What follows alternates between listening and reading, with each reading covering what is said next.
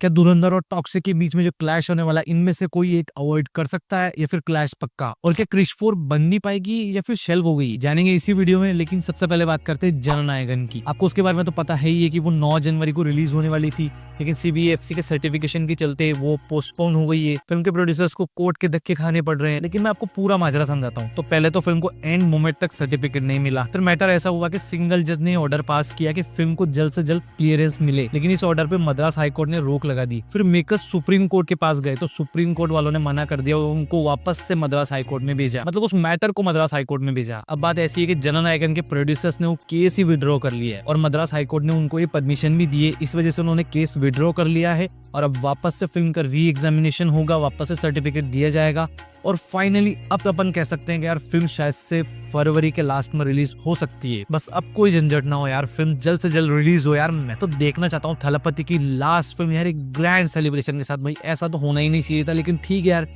जो हुआ सो हुआ। लेकिन अब फिल्म ढंग से रिलीज हो जाए बस। फिर अजय देवगन अपनी दृश्यम 3 पे काम करने वाले थे। उन्होंने सोचा कि यार अब बहुत हल्की फुल्की फिल्म कर ली, अब पैसा छापने की फिल्में करते हैं। लेकिन दृश्यम 3 के मेकर्स, और नहीं, ओरिजिनल दृश्यम 3 के मेकर्स ने उनको बोला है कि हमारी दृश्यम 3 जो मलयालम वाली है वो हिंदी वाली दृश्यम 3 से 3 महीने पहले आएगी। और कमाल की बात बताऊं तो उसको हिंदी लैंग्वेज में भी ये लाने वाले हैं। और उससे भी कमाल की बात बताऊं तो ये फिल्म रिलीज होने वाली है 3 अप्रैल को, नहीं 2 अप्रैल को। और उसी दिन अजय देवगन का बर्थडे आता है, मतलब अजय देवगन के बर्थडे के दिन ही उनकी।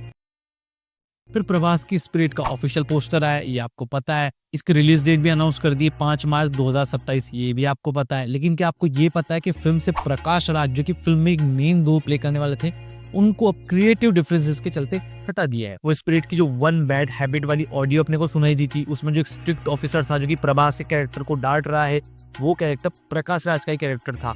तो अब वो कैरेक्टर कोई और प्ले करने वाला है शायद से। फिर टॉक्सिक और धुरंधर 2 के क्लैश के चलते काफी फिल्मों की रिलीज डेट को शफल करना पड़ा है। सबसे पहले तो इमरान हाशमी की आवारापन 2 जो कि 2 अप्रैल को रिलीज होने वाली थी, उसको पोस्टपोन कर दिया है। ऑल्दो फिल्म के प्रोड्यूसर मुकेश भट्ट ने यह बोला है कि फिल्म को पोस्टपोन करने का कारण टॉक्सिक और धुरंधर 2 का क्लैश नहीं, बल्कि इमरान हाशमी की इंजरी है। उनका भी रिसेंटली एक्सीडेंट हुआ है, जिसके चलते वो 45 डेज तक फिल्म की शूटिंग नहीं कर सकते और इसी वजह से आवारापन 2 को पोस्टपोन करना पड़ा है। फिर अक्षय कुमार की अपकमिंग फिल्म भूत बंगला जो कि 2 अप्रैल को रिलीज होने वाली थी, वो पोस्टपोन होकर पहले 15 मई को हो गई, अब वापस से प्रीपोन होकर वो 10 अप्रैल को रिलीज होने वाली है। और सलमान खान की बैटल ऑफ गलवान जो कि 17 अप्रैल को रिलीज होने वाली थी, वो भी पोस्टपोन हो गई है और कहा जा रहा है कि वो इंडिपेंडेंस वीकेंड के अराउंड रिलीज हो सकती है। लेकिन इंडिपेंडेंस वीकेंड पे तो सनी पाजी की लाहौर 1947 रिलीज होने वाली है। खुद आमिर खान प्रोडक्शन वालों ने कंफर्म की रिलीज डेट 13 अगस्त। तो ऐसे में बैटल ऑफ गलवान कब रिलीज होगी? और कार्तिक आर्यन की नाज़िला भी तो इसी टाइम पे आने वाली थी, वो तो कंफर्म है कि वो पोस्टपोन हो गई है। तो आप देख रहे हो कि टॉक्सिक और धुरंधर 2 के क्लैश के चलते कितनी फिल्मों की रिलीज डेट सफल हुई है। और हाँ,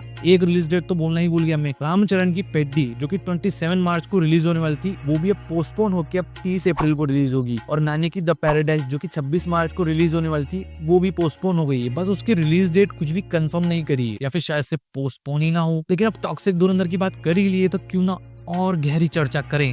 तो धुरंधर 2 की बात करें सबसे पहले अपन, तो धुरंधर 2 का टीजर आया है, जो कि वही वीडियो उन्होंने पेल दिया जो कि फिल्म के लास्ट में अपने को दिखाया था। तो मैंने उसके ऊपर इसीलिए बात भी नहीं करी। लेकिन मैं काफी लोगों के रिएक्शन देख रहा हूँ कि यार स्कैम हो गया यार, ये तो वही वीडियो पेल दी, उन्होंने कुछ नया नहीं दिखाया अपने को। उनको मेरा कहना है कि यार एक बार आप ध्यान से ठंडे दिमाग से सोचो, क्या धुरंधर 2 के मेकर्स को नहीं पता है कि यार ऑडियंस कुछ नए फुटेजेस एक्सपेक्ट कर रही है, तो हम क्यों ना उसको डिलीवर करें। उनको पता है भाई, उन्होंने जानबूझ के डेलिबरेटली वही पुरानी वीडियो पेली है, क्योंकि वो चाहते हैं कि भाई मेकर्स एक्साइटेड रहें, लेकिन साथ ही साथ अपन फिल्म से रिलेटेड जितना कम फुटेज दिखा सकते उतना कम दिखाएं। मतलब सीधी भाषा में बताऊं तो यार उनको पता है यार कि हमारी फिल्म ऑलरेडी बहुत ही हाइप्ड है, उनको कोई टीजर ट्रेलर या फिर प्रोमो डालने की भी जरूरत नहीं है, फिल्म ऑलरेडी फैली हुई है, इसीलिए उन्होंने वही वीडियो पेल दिया। लेकिन उस टीजर में जो रिलीज डेट कंफर्म करी है 19 मार्च, उसके बाद टॉक्सिक के मेकर्स पे काफी प्रेशर डाला गया कि यार वो रिलीज डेट पोस्टपोन करे। लेकिन टॉक्सिक के मेकर्स ने 2 नए पोस्टर्स अपलोड किए हैं, जिसमें से एक तो आंध्र प्रदेश तेलंगाना के जो डिस्ट्रीब्यूशन राइट है